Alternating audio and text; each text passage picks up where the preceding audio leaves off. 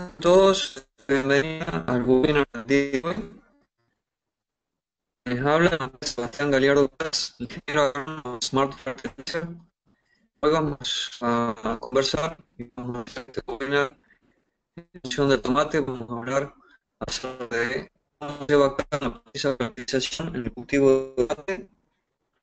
Al final de la presentación voy a hacer una demostración en vivo de cómo se realiza la programación de fertilización para cultivo de tomate en suelo y también con hidroponía.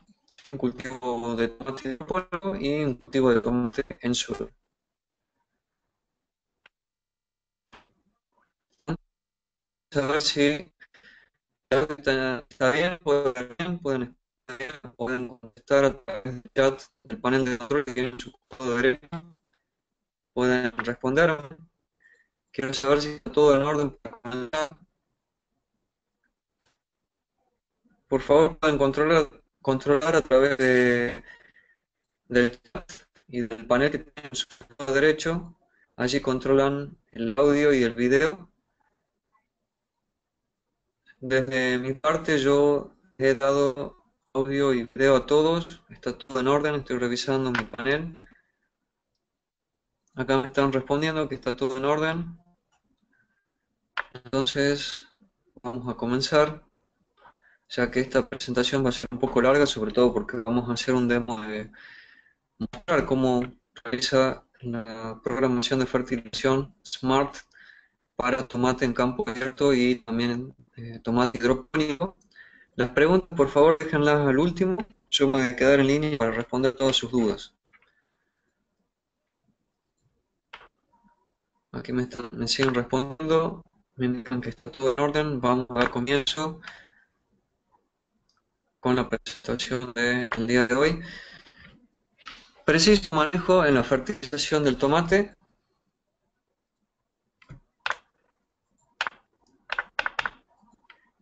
Primero, aquí tenemos en esta imagen la agenda, lo que vamos a hacer hoy. Primero vamos a hacer una breve introducción acerca del cultivo del tomate. Luego hablaremos de condiciones de crecimiento, etapas de crecimiento, la famosa ley del mínimo de Liebig. Esta es una ley muy importante que debe ser tomada muy en cuenta en todos los cultivos. Luego vamos a ver el manejo de los nutrientes. Hablaremos sobre los desafíos en el crecimiento del cultivo del tomate, manejo de los fertilizantes y luego vamos a hacer el demo en vivo, la demostración en vivo. Y al final, lo que yo les había planteado, una sesión de preguntas y respuestas ante sus dudas. Vamos a hablar ahora acerca de un breve panorama mundial. El tomate es el cultivo segundo en importancia tras la papa, que tiene una producción de 100 millones de toneladas en 3.7 millones de hectáreas. ¿Sí? Estos son datos mundiales. Y repito, es el cultivo número 2 en importancia tras el cultivo de la papa. La papa es el número 1 con mayor producción y superficie cultivada a nivel mundial. Es normal que un productor tenga gastos en el orden de $1.500 por acre en fertilizantes antes de la cosecha, es decir, antes de obtener frutos, antes de cosechar los frutos en el cultivo del tomate. Es normal que un productor promedio realice gastos en el orden de $1.500 por acre, solo en fertilizantes. Luego más adelante en una imagen que hemos preparado para ustedes, ahí vamos a ver cuál es la influencia económica de los fertilizantes en el cultivo del tomate. Y vamos a poder ver cómo los fertilizantes se llevan el mayor porcentaje del costo total. Se ocupan el mayor porcentaje los fertilizantes. Vamos a continuar avanzando. Los avances que se han llevado a cabo en este cultivo, tales como variedades, mejoramiento de variedades, nuevos métodos de cultivo y demás, todo esto ha permitido que se incrementen los rendimientos y es muy importante también tomar en cuenta el manejo del cultivo. Si bien todos estos factores son muy importantes porque todos aportan al incremento de los rendimientos, pero si nosotros utilizamos buenas variedades, tenemos un buen método de cultivo y no realizamos un buen manejo del cultivo, eso no se va a traducir en un incremento de los rendimientos. Eso no quiere decir que la producción sea óptima, sea la que nosotros esperamos. Es decir, lo que trato de explicar, que tenemos que manejar todos los factores para llegar a un óptimo rendimiento, es decir, llevar a cabo un adecuado manejo del cultivo, trabajar con variedades óptimas, es decir, en este caso estamos hablando de ingeniería genética, mejoramiento genético, y utilizar también innovaciones, es decir, los nuevos métodos de cultivo. Todo esto nos va a llevar a incrementar los rendimientos. El principal parámetro que se utiliza para definir la calidad en el tomate son los grados Brix, es decir, el tomate tiene que poseer una elevada cantidad de grados Brix y también el licopeno. ¿Sí? Esta es una sustancia muy importante en el cultivo del tomate a tener en cuenta, y esto va a definir estos dos, los grados Brix y el licopeno, nos definen la calidad del cultivo, en este caso del fruto del tomate. Vamos a continuar, ahora vamos a hablar acerca de cuáles son los requerimientos del cultivo del tomate, más específicamente hablando de requerimientos en cuanto a clima y tipo de suelo. En este caso el tomate requiere en el suelo un pH de 5.5 a 6.5, es decir, este es el pH óptimo que necesita el cultivo del tomate para un adecuado crecimiento.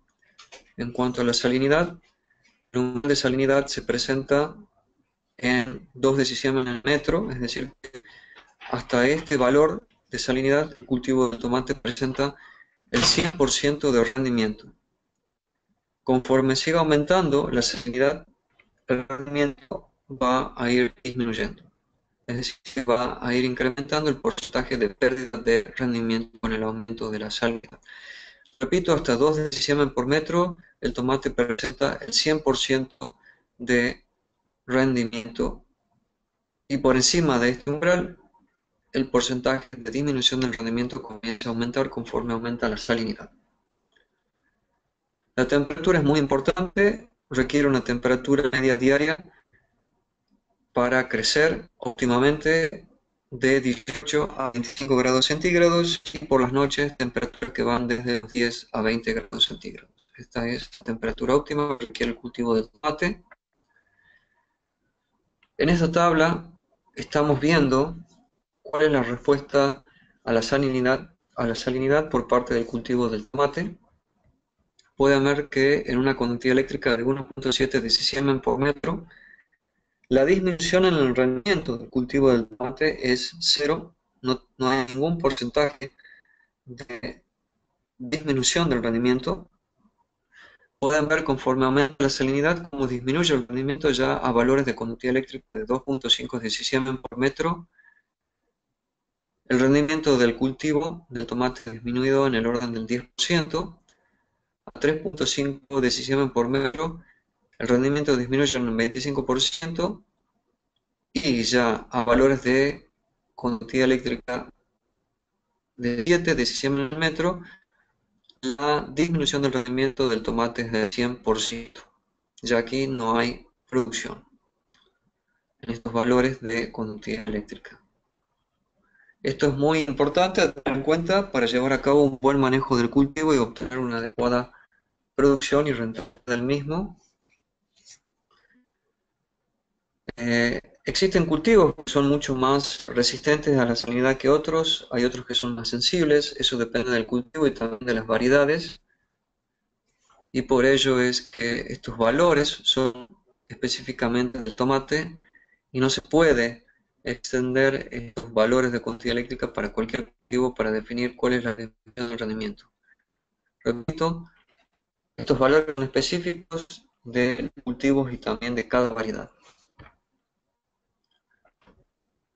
Ahora vamos a hablar acerca de las etapas fenológicas en el tomate. Esta es la primera etapa del establecimiento, luego de la siembra. Podemos ver cómo se produce la germinación, emerge la plántula y el cultivo se establece, ¿sí? Para luego comenzar a desarrollarse y entrar en etapa de crecimiento vegetativo. En esta etapa ya la planta comienza a desarrollar todo lo que es la masa foliar, todos los folíolos, perdón, todas las hojas, también los tallos comienzan a desarrollarse, la planta comienza a incrementar su tamaño y su volumen. Luego le continúa la etapa de primera floración y cuajado, es decir, en esta etapa la planta desarrolla las primeras flores, las cuales cuajan, pasan a fruto. La cuarta etapa es la de desarrollo del fruto, la primera fase en el desarrollo del fruto. Aquí los frutos ya se han formado y estos comienzan a desarrollarse en esta etapa. Aquí los frutos comienzan a desarrollarse, a aumentar su tamaño, a aumentar su volumen, su masa. Luego entramos a inicio de cosecha, ya cuando el fruto está maduro, cuando tiene el color, la humedad y la cantidad de elementos necesarios, entra a la cosecha. Y luego podemos ver que se llega a la etapa de cosecha plena, cuando el cultivo está totalmente maduro, es decir, los frutos están totalmente maduros y listos para ser cosechados. Entonces estas son las etapas lógicas del cultivo del tomate. Ahora lo que estamos viendo en estas curvas es cómo se comporta la absorción de macronutrientes conforme va pasando el tiempo luego del trasplante. Entonces aquí tenemos en el eje vertical, esto es absorción total de macronutrientes, y en el eje horizontal tenemos semanas luego del trasplante. Aquí pueden ver cómo el fósforo, que es la línea roja, al principio su demanda, su absorción por el cultivo es elevada, y esto es porque el fósforo es muy importante como arrancador, permite un buen desarrollo radicular. Por eso es que su absorción, su cantidad necesitada por el cultivo al principio es mayor, es elevada, y en contraposición con el resto de los elementos, el nitrógeno, el potasio, el calcio y magnesio, al principio baja. A medida que van aumentando los días, que van pasando las semanas luego del trasplante, la absorción de fósforo disminuye, decae, pueden ver cómo va disminuyendo, y en contraposición el resto de los elementos, su absorción comienza a aumentar, hasta que alrededor de casi la cuarta semana luego del trasplante, la absorción de fósforo, su disminución se encuentra con el aumento de la del resto de los elementos. Luego el fósforo alrededor de la semana 6, de las 6 semanas y medias, 7 semanas luego del trasplante, el consumo de fósforo deja de disminuir hasta que entramos en esta meseta, se entra en esta parte llana. Allí el consumo se vuelve constante para luego, alrededor de la semana número 12 o 11 y medio, el fósforo vuelve a tener una caída hacia fin de ciclo y luego encontrarse en la cosecha. Todo lo contrario son los restos del resto de los elementos. Estos comienzan en cantidades bajas a ser absorbidos por la planta, luego siguen aumentando hasta la semana número 8 o 9 luego del trasplante. Ya allí la absorción de estos elementos comienza a disminuir para en la semana número 13 o 14 luego del trasplante encontrarse su cantidad absorbida o demandada por la planta con la del fósforo. ¿Sí? Esto es una curva, es decir, un gráfico muy importante donde tenemos las curvas de absorción, como es la marcha de la absorción de los elementos en el cultivo del tomate a lo largo de todo su ciclo, y en este caso en semanas luego del trasplante.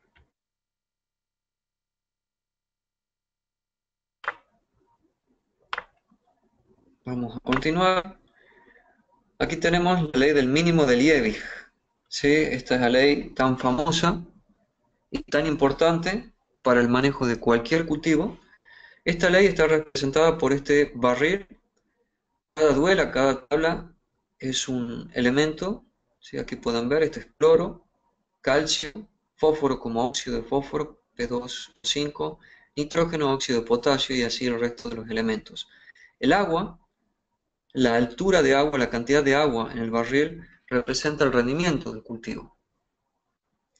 Pueden ver que el fósforo, como pentóxido de fósforo, es el elemento que se encuentra en menor cantidad porque fíjense que el nivel del agua no aumenta por encima de la altura o longitud de la duela de pentóxido de fósforo. Por más que el resto de las duelas sean largas o tengan el tamaño adecuado, la cantidad de agua en el barril no aumenta. ¿Por qué? Porque el fósforo, el pentóxido de fósforo, su duela es la más corta. Por allí se está perdiendo rendimiento, por allí se pierde agua. Por eso el nivel del agua no va a aumentar en el barril. Y esto es lo que sucede en el cultivo. El elemento que se encuentra en menor cantidad por debajo de las cantidades necesarias es el que limita el rendimiento del cultivo, por más que el resto de los elementos se encuentren en cantidades óptimas. ¿Sí? Esta es la tan famosa y conocida ley del mínimo de Liebig. En síntesis, el elemento que se encuentra en menor cantidad limita el crecimiento o rendimiento del cultivo. Por ello es muy importante conocer la importancia de esta ley y saber interpretarla. Ahora vamos a hablar acerca del nitrógeno. Este es un elemento que forma parte de todos los procesos de las plantas. También es muy necesario en todas las etapas de crecimiento del cultivo o de los cultivos. El nitrógeno es muy importante, es un macronutriente primario. En suelos arenosos debemos tener mucho cuidado con la fertilización nitrogenada. Recordemos que el nitrógeno no es estático en el suelo, es decir, no es absorbido en el suelo, sino que es móvil, ya que es tomado por las plantas como nitrato, que es un anión, por lo cual este no es absorbido por la fase sólida del cultivo. Entonces, por ese motivo es móvil y se pierde fácilmente por lixiviación o también por escorrentía, motivado estas pérdidas por excesivas precipitaciones, excesivos riegos, un mal manejo de suelos, ¿sí? Todo está relacionado directamente a que el nitrógeno en el suelo es móvil y no es estático. Por eso es que la dosis nitrogenada debe ser dividida y ser aplicada en varias partes, una misma dosis, para evitar pérdidas de nitrógeno por lixiviación principalmente. Vamos a continuar. Ahora vamos a ver y vamos a hablar acerca de la deficiencia de nitrógeno en el cultivo. Su deficiencia permite que el cultivo tome coloración verde clara. Pueden ver acá como las hojas van perdiendo notablemente el color verde y van tomando una coloración amarillenta. Pueden verlo principalmente en la zona de la nervadura, ¿sí? Pueden ver allí como las hojas son mucho más claras que en los bordes. En los bordes mantienen una cierta tonalidad verdosa. Esta es la tan famosa y conocida clorosis. El crecimiento del cultivo es deficiente, ya que el nitrógeno permite el desarrollo de todo lo que es la masa vegetativa, todo lo que son los tejidos verdes. Allí participa el nitrógeno y al faltar este elemento, esto ocasiona que el crecimiento del cultivo sea pobre o deficiente.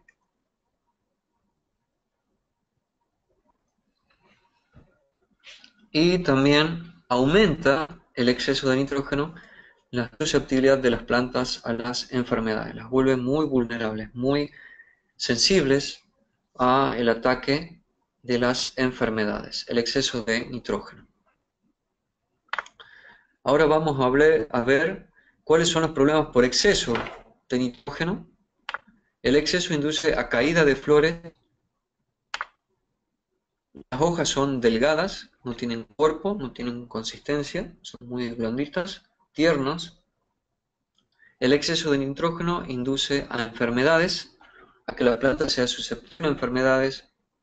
El exceso de nitrógeno en el suelo permite el crecimiento y desarrollo de las malezas, las cuales compiten con nuestro cultivo. Y si el cultivo está enfermo, las malezas van a ser mucho más fuertes van a tener muchas más probabilidades para ganarle a nuestro cultivo. También el exceso de nitrógeno induce a un mayor ataque por insectos, ya que el cultivo está susceptible, está débil por exceso de nitrógeno. Las pérdidas de nitrógeno por lixiviación, cuando este se encuentra en exceso, son muy importantes, son altas, son elevadas, y es por ello que se recomienda fraccionar la dosis de fertilización nitrogenada en distintas etapas para evitar sus pérdidas por lixiviación. El objetivo de todo programa de fertilización nitrogenado es lograr optimizar la absorción por parte del cultivo y minimizar las pérdidas por lixiviación. Repito, el objetivo de toda fertilización nitrogenada es optimizar o maximizar la absorción por parte del cultivo con respecto al nitrógeno y minimizar la pérdida de este por lixiviación. Ahora vamos a hablar acerca del fósforo. Este también es un macronutriente esencial y muy importante para el cultivo del tomate, que es el cultivo del día de hoy que estamos tratando. ¿Sí? Yo les voy a pedir que me den un segundo, por favor. Quiero hacer una revisión. Tengo que atender un problema que tengo que resolver aquí en nuestras oficinas. Solamente un minuto y continuamos.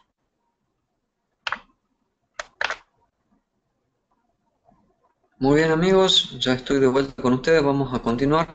Habíamos quedado en el fósforo. Este es un macronutriente primario. Como he explicado anteriormente, es vital, fundamental y muy importante para un saludable desarrollo radicular en el cultivo. Es un arrancador y permite que la raíz del cultivo en sus primeros estadios tenga un buen desarrollo. También el fósforo le permite al cultivo desarrollar tallos y hojas fuertes, permite el desarrollo de buenos frutos. Las temperaturas bajas limitan la absorción del fósforo, no solo del fósforo, de cualquier elemento. Recuerden que ante bajas temperaturas la planta comienza a disminuir su actividad fotosintética, disminuye su actividad vascular y por lo tanto disminuye la absorción de agua y nutrientes.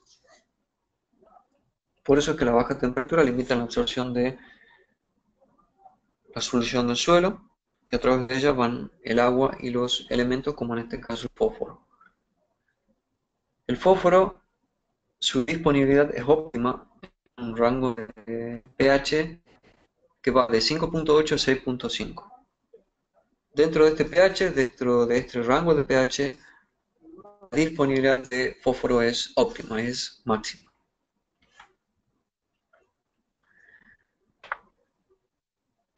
Yo le quiero pedir o proponer que descansemos. Amigos, vamos a continuar. Espero que hayan podido descansar, hayan podido tomar un poco de agua. Vamos a continuar. Habíamos quedado en fósforo. Antes de continuar, quiero saber si está todo en orden. ¿Están escuchando bien? ¿Ven bien? Por favor, me pueden responder a través del chat de panel de control para poder continuar tranquilos, ya que nos queda la mitad de la presentación del día de hoy. De acuerdo, aquí estoy recibiendo las primeras respuestas, me están diciendo que está todo en orden, vamos a continuar. Entonces, habíamos quedado en fósforo, ya habíamos explicado el fósforo, vamos a hacer un repaso. El fósforo es muy importante, ya que es o trabaja como arrancador al principio del crecimiento y el desarrollo del cultivo, es muy importante para el desarrollo radicular. Le permite al cultivo formar tallos y hojas fuertes, buenos frutos,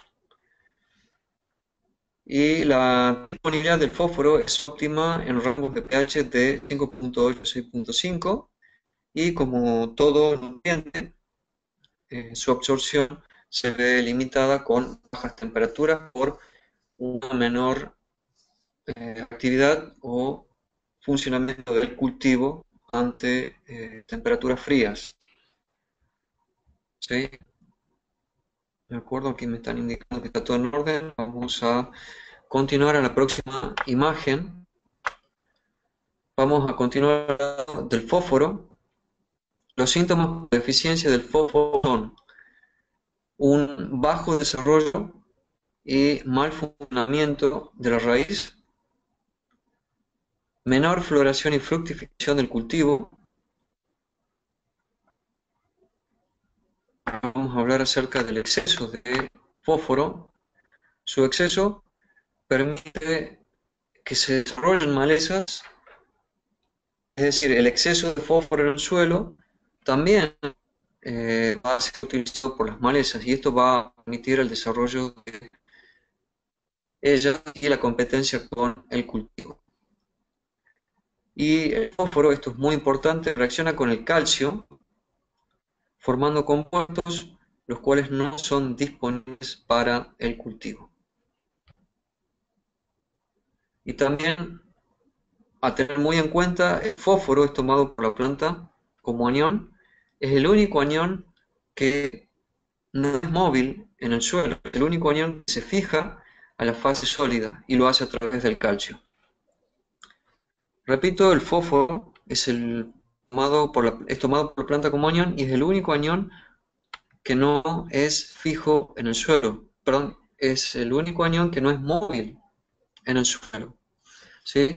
El fósforo es un anión y se fija a la fase sólida del suelo por medio del calcio. Eso es muy importante a tomar en cuenta. Este es el justificativo de por qué el fósforo es fijo en el suelo. Ahora vamos a pasar a hablar acerca del potasio. El potasio es muy importante para los procesos internos en células y plantas. El 50 a 60% del potasio es utilizado para el desarrollo del fruto.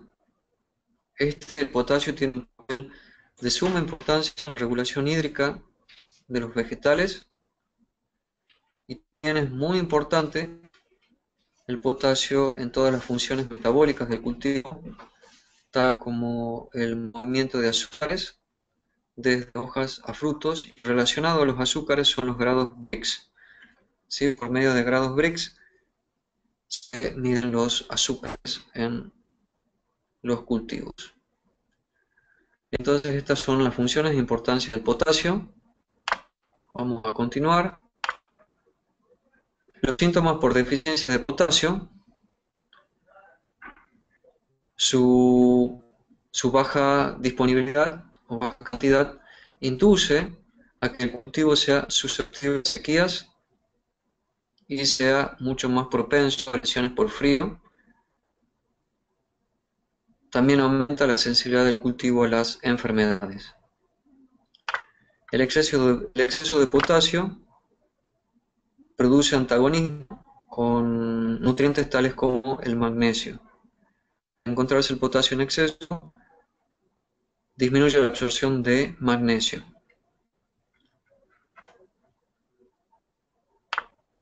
El calcio. El calcio es un elemento muy importante. Si bien es un macronutriente secundario, esto es muy importante, el calcio, principalmente en el caso del tomate, del pimiento. Vamos a ver por qué.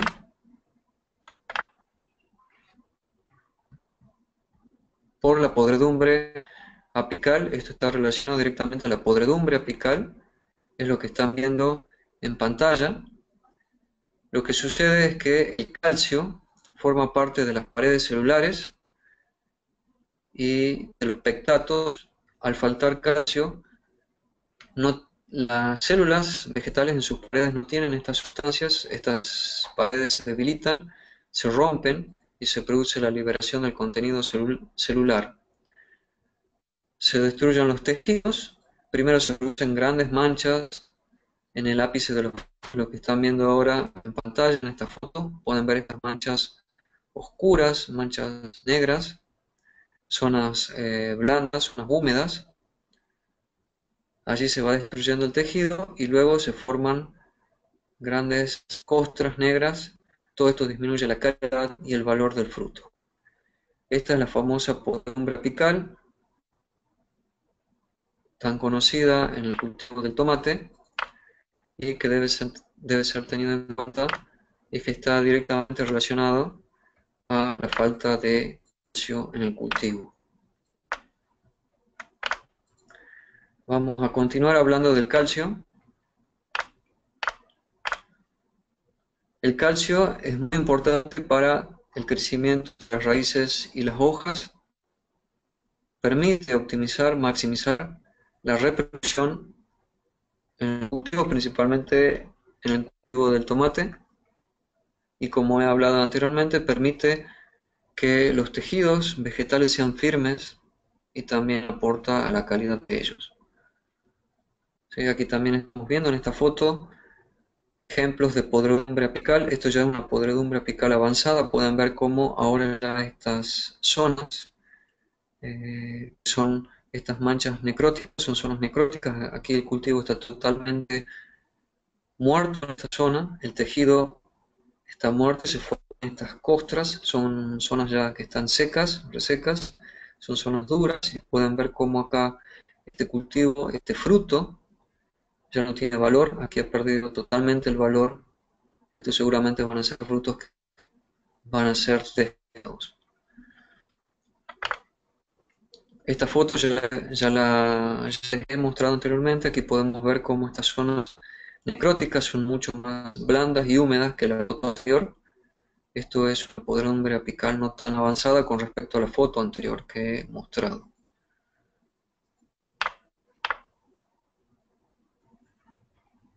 Esta podredumbre apical es causada por la deficiencia de calcio, la cual afecta al desarrollo de la fruta. La falta de calcio no indica, no quiere decir que no haya calcio en el suelo, sino que el calcio no viene absorbido por la planta, ¿sí? El hecho de que la planta no absorba calcio, eso no quiere decir que en el suelo falte este elemento. Puede ser que el suelo tenga cantidades de calcio óptimas y el cultivo no lo está absorbiendo y está influenciado por otros factores, como por ejemplo el pH. Cuando el pH en el suelo no es el óptimo, no se encuentra en el rango óptimo, valores entre 5.5 a 6, 6,5, en esos rangos los elementos esenciales, macro y micronutrientes, se encuentran disponibles para el cultivo. Por encima o debajo de ese rango de pH, los elementos no son disponibles para el cultivo y por más que se encuentren en el suelo, la planta no los va a tomar. En este caso, influenciado por el pH, también pueden influenciar enfermedades que produzcan obstrucción o la destrucción de los conductos vasculares en el cultivo. También producido por suelos anegados. Al estar los suelos anegados o saturados en agua, disminuye la oxigenación del mismo, del suelo, y esto afecta a la raíz del fruto, ocasionándole asfixia por baja cantidad de oxígeno o simplemente por anaerobisis, no hay oxígeno, y de esta manera el cultivo no puede absorber nutrientes, principalmente el calcio, que es el motivo de esta margen que estamos viendo ahora. Vamos a avanzar. ¿Qué causa la podredumbre apical? La podredumbre apical induce o es inducida por un bajo nivel de presión en el suelo. Acá hemos dicho el exceso de humedad en el suelo y también la falta de humedad en el suelo también induce a una falta de calcio absorbido por la planta. Recuerden que los nutrientes son tomados por las plantas a través de la solución del suelo, es decir, a través del agua que existe en el suelo. Al faltar agua, no se encuentra disponible el vehículo que transporta los nutrientes desde el suelo hacia el interior de la planta, que es el agua. Por eso, deficiencia de calcio, bajos también niveles de evapotranspiración inducen a la podredumbre apical. ya que al ser baja la evapotranspiración, es baja la absorción de elementos nutritivos por parte de las raíces vegetales. La fertilización excesiva produce acumulación de sales en la rizósfera, principalmente sales de amonio, de sodio y de magnesio. Estas sales, como ustedes saben, los suelos salinos lo que hacen es afectar el potencial agua. El agua se mueve de mayor a menor potencial agua, hablando de fisiología vegetal, ¿sí? Entonces el exceso de sales en el suelo disminuye el potencial agua del mismo y de esta manera se va equilibrando, se va igualando al de la planta hasta que llega un momento que se vuelven iguales y no hay movimiento de agua y nutrientes entre el suelo y el agua. Si es mayor la salinidad, ese potencial agua en el suelo disminuye y luego hay movimiento de nutrientes y de agua desde la planta hacia el suelo y no al revés. Nosotros necesitamos que haya movimiento de agua y nutrientes desde el suelo hacia la planta. Repito, el movimiento del agua y de los nutrientes es a través de la solución del suelo y se mueve a través de potencial agua. Eso se llama a nivel fisiológico potencial agua y se mueve desde mayor potencial agua a menor potencial agua. También está relacionado al potencial osmótico. ¿Sí? Las sales incrementan el potencial osmótico en el suelo. Todo esto ocasiona la menor absorción de elementos de nutrientes, en este caso el calcio, y esto afecta y permite la podredumbre apical. Vamos a continuar. La etapa fenológica crítica en cuanto a la demanda de calcio es cuando el crecimiento vegetativo es máximo en el cultivo. Allí él solicita la máxima o la mayor cantidad de calcio. Es en esta etapa donde la planta tiene que tener a disponibilidad el calcio, todo lo que el cultivo necesite para poder desarrollarse bien, adecuadamente y luego tener una buena floración y fructificación. ¿Cómo prevenir lesiones por podredumbre apical? Para ello, evitar deficiencia de calcio, que la planta tenga cantidades de calcio suficientes, en cantidades adecuadas y disponibles para el cultivo. Mantener un nivel adecuado de humedad en el suelo para que la planta pueda absorber nutrientes, principalmente calcio, y llevar a cabo un manejo equilibrado de nutrientes. Esto es muy importante a tener en cuenta. Tienen que tener en cuenta que el cultivo tiene que tener las cantidades óptimas de cada nutriente para tener un adecuado desarrollo, una muy buena producción. Y para ello es que tienen nuestro software Smart, les va a permitir cumplir con estos objetivos, principalmente un manejo equilibrado de nutrientes, y es por ello que vamos a ver luego cómo llevar a cabo una recomendación de fertilización con nuestro sistema. Ahora vamos a hablar acerca del magnesio. Este tiene un papel muy importante en la fotosíntesis, forma parte y es átomo central de la clorofila, la cual permite llevar a cabo la fotosíntesis, a través de la cual las plantas fabrican su propio alimento. El magnesio es muy importante en cuanto en la elaboración de azúcares, los cuales son medidos a través de los grados Brix. Y también es muy importante en el transporte de azúcares desde hojas a frutos. Los azúcares se forman en las hojas por medio de la fotosíntesis y luego son transportados hacia los frutos para permitir el desarrollo de ellos. Ahora en esta tabla vamos a hablar de diferencias entre suelo y cultivo sin suelo. En suelo se realiza solamente análisis de suelo y en cultivos hidropónicos, es decir, cuando no utilizamos suelo, solamente se realiza análisis de agua. Van a poder ver que nuestro sistema también, en caso de cultivos hidropónicos, Smart toma en cuenta el análisis de sustratos, pero tienen que ser sustratos solamente reactivos, sustratos que puedan absorber nutrientes, que puedan retener.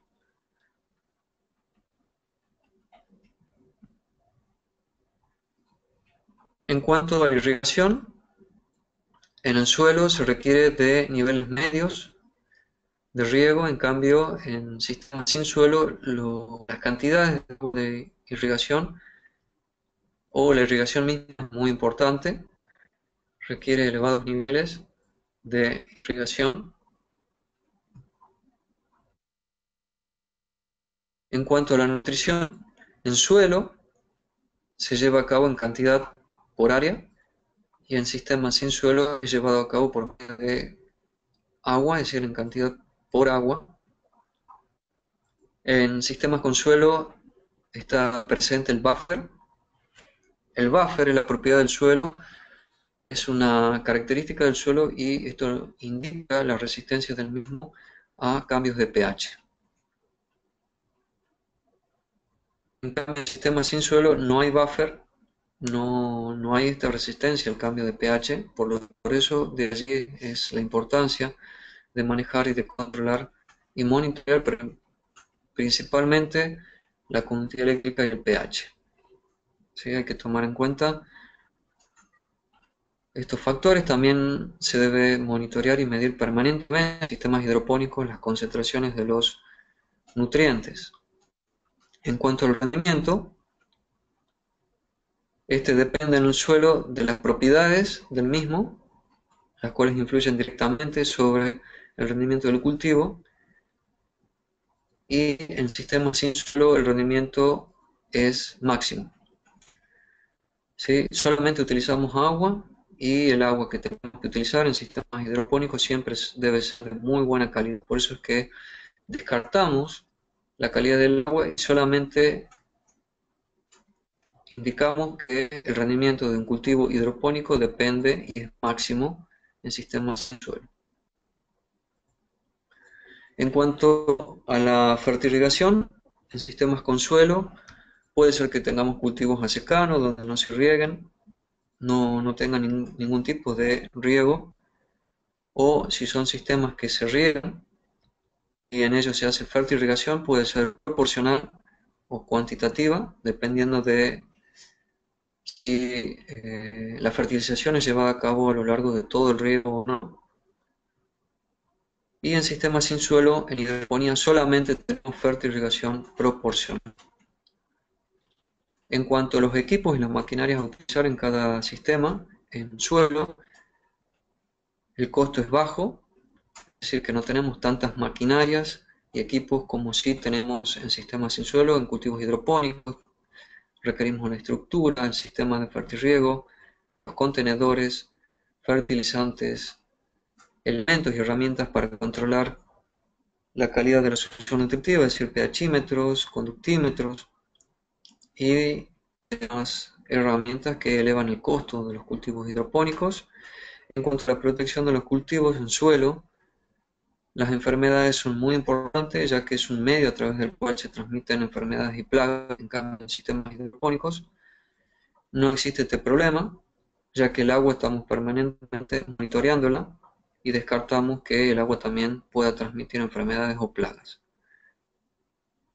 Estas son las principales diferencias entre cultivos en suelo y sistemas sin suelo o cultivos hidropónicos. Aquí tenemos que pensar y ver en este cuadro, yo entiendo que está en inglés, pero les voy a mostrar lo que hay que tomar en cuenta, principalmente, es la incidencia de la fertilización sobre los costos totales antes de cosecha. En este cuadro aquí tenemos gastos yo les voy a ir traduciendo, estos son gastos en fungicidas, herbicidas, insecticidas, ¿sí? Aquí tenemos gastos en tractor y maquinaria, aquí tenemos gastos en movilidad en camionetas, gastos en labores, en plásticos y demás elementos. Al final aquí tenemos el costo total en el cultivo antes de la cosecha y podemos ver claramente aquí que los fertilizantes representan un 22% de este costo total antes de la cosecha.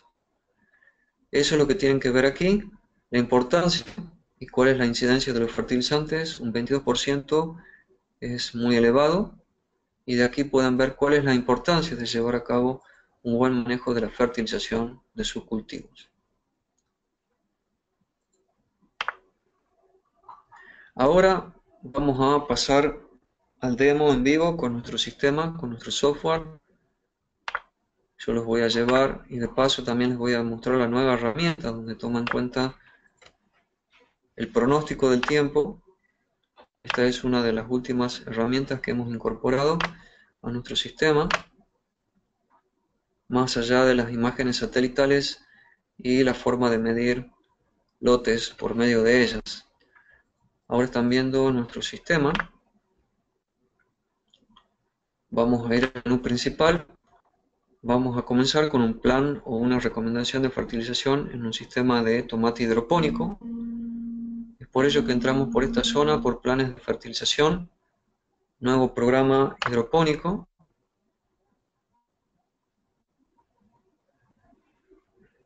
Ahora el sistema nos abre esta pantalla. Aquí es donde el sistema nos solicita primero incorporar el nombre del programa, cómo vamos a llamarle a esta programación. Vamos a trabajar con el cultivo del tomate y le vamos a poner tomate hidropónico. Vamos a poner tomate hidro, por ejemplo. Ahora aquí en este casillero nos está solicitando el nombre del campo o el nombre de la finca. Aquí vamos a desplegar y les voy a indicar el sistema, el campo. Voy a utilizar el campo La Moraleja. A continuación vamos a nombre de lote.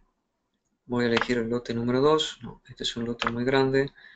El lote número 13. Aquí tenemos un lote de 3000 metros cuadrados. A continuación en este casillero indicamos la fecha de siembra del cultivo. Luego aquí pueden ver cómo el sistema toma en cuenta el análisis de sustrato, que es lo que yo les comentaba. En este caso ustedes tienen que tomar en cuenta que hay dos tipos de sustratos, reactivos y no reactivos. Y los sustratos reactivos son los que tienen que incorporar en el sistema. A continuación aquí les voy a indicar que sí quiero utilizar análisis de agua. Aquí pueden indicar que van a utilizar o no análisis foliar. Y luego aquí tenemos para indicarle al sistema que vamos a utilizar fertirrigación proporcional. Vamos a hacer clic en continuar. Ahora vamos hacia la segunda etapa de esta programación de fertilización. Estamos en cultivo. Aquí escribimos en este casillero tomate. Hacemos clic en buscar cultivo. Vamos a elegir el tomate cherry. Clic en tomate cherry.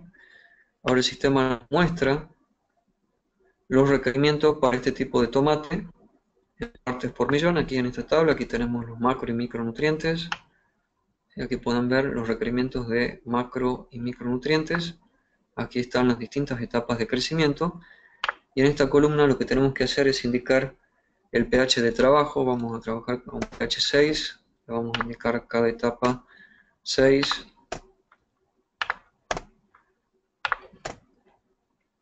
Ahora continuamos. Clic en continuar. Nos vamos hacia análisis de agua. En este caso el sistema nos solicita ingresar el análisis de agua. Como ya lo tengo cargado en la base de datos, hago clic en cargar análisis. Despliego la base de datos y selecciono aquí el análisis de agua que quiero utilizar. Hago clic sobre el símbolo más, elijo el que se llama Alorza. Inmediatamente el sistema carga este análisis en forma automática y aquí me emite alertas o me indica o me habla acerca de la calidad del agua. Este agua tiene un pH prácticamente de 8, vamos a bajarlo a 6, hacemos clic en continuar. Ahora el sistema nos lleva hacia valores ajustados. En esta tabla nos muestra lo que recomienda aplicar de cada elemento de macro y micronutrientes por cada etapa de crecimiento en base a los requerimientos nutricionales y al análisis de agua que yo le he indicado utilizar. Avanzamos, nos vamos hacia fertilización. Clic en selecciones fertilizantes, esta es la base de datos. Nos vamos hacia búsqueda y utilizamos este buscador automático para seleccionar los fertilizantes. Vamos a comenzar con nitrato. Escribo nitrato, clic en buscar fertilizantes. Ahora el sistema nos muestra los nitratos. Selecciono, clic sobre el símbolo más, nitrato de calcio, nitrato de potasio. Ahora vamos hacia sulfatos. buscar fertilizante y seleccionamos el sulfato de zinc, sulfato de manganeso, sulfato de cobre. Vamos a buscar bórax para aportar boro, buscar, tocamos sobre el símbolo más, podemos ver cómo en esta columna derecha el sistema va cargando los fertilizantes seleccionados. Ahí tenemos bórax. Vamos a trabajar con quelato de hierro, escribo el símbolo del elemento, buscar fertilizante y ahora elegimos el quelato en función de la concentración que deseamos utilizar. Voy a elegir este al 6%, este es muy utilizado también. Voy a cargar un ácido, vamos a utilizar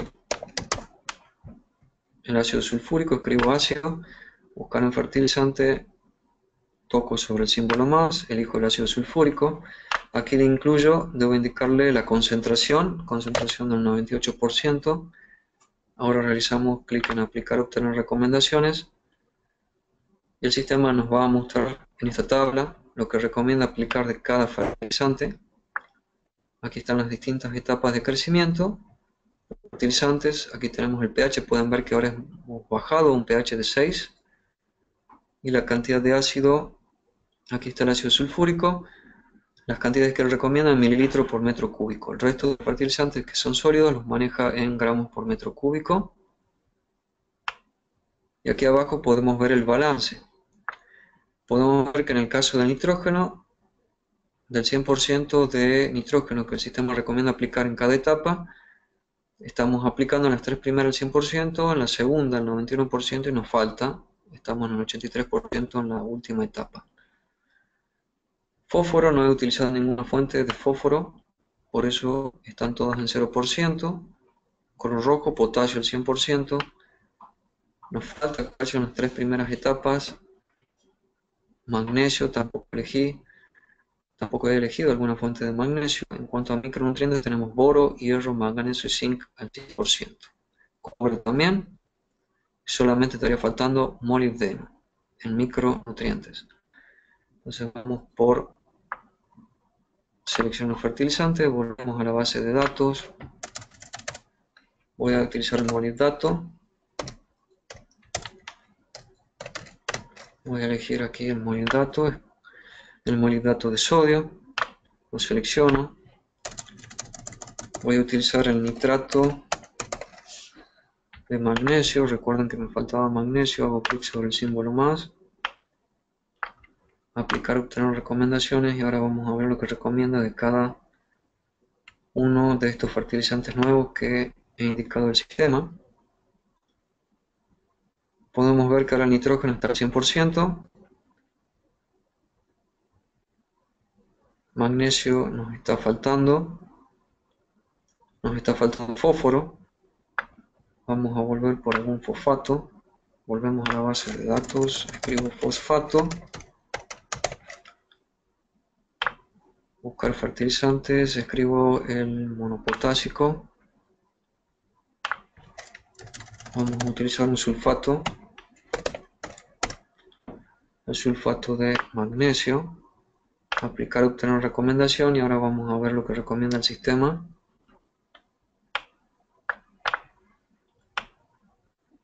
Vamos a ver el balance, podemos ver el fósforo al 100%, potasio, calcio nos falta en la primera etapa, magnesio al 100% y el resto de los micronutrientes también, incluido molibdeno. Solamente tenemos una falta de calcio en la primera etapa y lo vamos a manejar desde esta herramienta que se llama ajuste manual, clic allí. Ahora me voy a citrato de calcio, aumento su cantidad en la primera etapa. Manualmente coloco 400 gramos por metro cúbico, corrijo. Podemos ver el calcio aumentó el 79%, también aumentó el nitrógeno en la primera etapa, está en el 105%. Lo vamos a seguir aumentando. Vamos a llevarlo a 600 gramos por metro cúbico. Corregimos. Podemos ver el nitrógeno como aumentó, está en 139%, el rojo está en exceso. También el calcio 119%. Vamos a poner 500 gramos. Aplicamos. Bajó el nitrógeno. y podemos ver el calcio está al 99%. ¿Sí? Está en color verde indica que es aceptable. Vamos a seguir bajando para poner el calcio en color verde. Vamos a tratar de llevarlo a color verde, 550, vamos a 450. Ahora nitrógeno en color verde y calcio también en color verde. ¿Sí? Ahora tenemos todos los requerimientos cubiertos. Avanzamos, nos vamos hacia fertirrigación. Aquí desplegamos, elegimos la etapa de crecimiento para la cual preparar la fertirrigación entre segundo y tercer racimo, una etapa que dura 10 días. Clic allí, clic en diseñar fertirrigación y ahora aquí el sistema nos muestra 4 tanques, dentro de ellos los fertilizantes y sus cantidades a aplicar por cada día de fertirriego dentro de esta etapa, la cual dura 10 días. ¿Sí? La etapa entre segundo y tercer racimo dura 10 días. Y estas son las cantidades a aplicar dentro del tanque. Aquí tenemos el volumen del tanque y la tasa de inyección. Podemos cambiar las tasas de inyección, las unidades. Esto es por cada día de fertirriego. Y ahora lo que nos queda es hacer clic en reporte de tanques. Y de esta manera el sistema entrega un informe final con la recomendación para cada tanque dentro de la etapa de segundo a tercer racimo, una etapa que dura 10 días. Repito, esta es una recomendación para cada día de fertirriego. El sistema está abriendo un informe final con esta recomendación. Desde allí se puede imprimirlo directamente desde el software o lo pueden descargar en formato de PDF. Aquí están viendo el informe final. En la primera parte tenemos los datos generales del cultivo, el nombre del programa, la finca, la superficie del lote. Perdón, este es el número de lote. Aquí tenemos la superficie del lote. Luego aquí tenemos la recomendación. ¿Sí? Tenemos la etapa de segundo o tercer racimo que dura 10 días, el tanque 1. Dentro del tanque 1, los fertilizantes, las cantidades a aplicar, y aquí me emite una alerta de advertencia en el tanque. En este caso me indica que la fuente de agua tiene un pH mayor, 7.5, ¿sí? Y demás alertas que ustedes pueden ver allí. Este es el tanque 1, el tanque 2 y el tercer y último tanque con el nitrato de calcio. Perdón, tenemos 4 tanques. El cuarto tanque tenemos el ácido sulfúrico. ¿Sí? Este es el informe final y allí llegamos al final de la programación de fertilización en el caso del cultivo del tomate. Quiero decirles que antes de que me realicen las preguntas tenemos una oferta especial para aquellos usuarios, para aquellos que quieran ser usuarios del sistema, que quieran adquirirlo, si lo compran el día de hoy, reciben un descuento del orden del 5% sobre el valor o el costo de la licencia. Los valores son en dólares, ahora los voy a llevar a nuestro sitio web. Si ustedes entran por suscripción, ingresan por licencias para agricultores, aquí van a ver que hemos dividido las licencias en 3 grandes grupos en los cultivos. Estamos en tomate, entramos por esta licencia de hortalizas, clic, y vamos a ver los precios. Estos son los precios en dólares. Y luego ustedes tienen que pagar un adicional en función de la superficie que tengan. ¿Sí? En este caso de la licencia que es Plus, $23 la hectárea. Esta es una licencia hasta 10 hectáreas y estas son las características que tiene esta licencia. Lo mismo se repite para el resto de las licencias. Repito, si ustedes adquieren una licencia hoy, reciben un descuento del 5% sobre el valor de cada licencia. Bueno, voy a ver si hay alguna pregunta. ¿Alguien quiere hacer alguna pregunta? ¿Tiene alguna duda? Si no, cerramos la sesión del día de hoy. ¿Hay alguna duda, algo que quieran saber?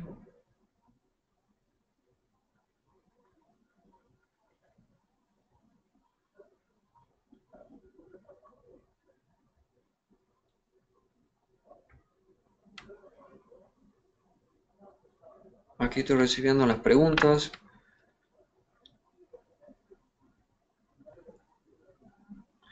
Me están preguntando la grabación, si la grabación se puede ver. Sí, a todos aquellos que lo solicitan les vamos a enviar su correo. Lo que estamos hablando hoy está siendo grabado. Todas las presentaciones son grabadas, así que a aquellos que lo solicitan les vamos a enviar el correo. ¿Alguna otra duda, algo más que quieran saber? Otra cosa que es muy importante que siempre me preguntan es qué sucede si los fertilizantes que ustedes utilizan no están presentes en la base de datos. Ustedes han visto que no trabajamos con marcas comerciales, sino que trabajamos con los nombres de las sales. ¿Sí? Entonces, si ustedes tienen fertilizantes que no están en la base de datos, los pueden incorporar sin ningún problema. ¿Sí? Todos aquellos que quieran que les envíe la grabación, por favor, envíenme su correo electrónico. Eso es muy importante. Si bien ustedes se han inscrito y nosotros tenemos los datos, pero por favor, aquellos que quieran las grabaciones, envíenme su correo electrónico.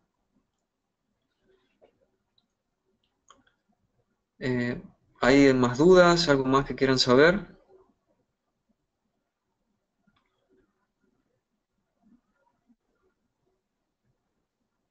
De acuerdo. Aquí solamente me están pidiendo las grabaciones, estoy recibiendo los correos. A todos aquellos que me envíen sus correos les vamos a enviar la grabación del día de hoy. Van a poder ver esta presentación. Muy bien amigos, en nombre de todo el equipo de Smart me despido de ustedes. Les doy las gracias por haber ingresado al webinar del día de hoy. Les deseo muy buen día y hasta luego.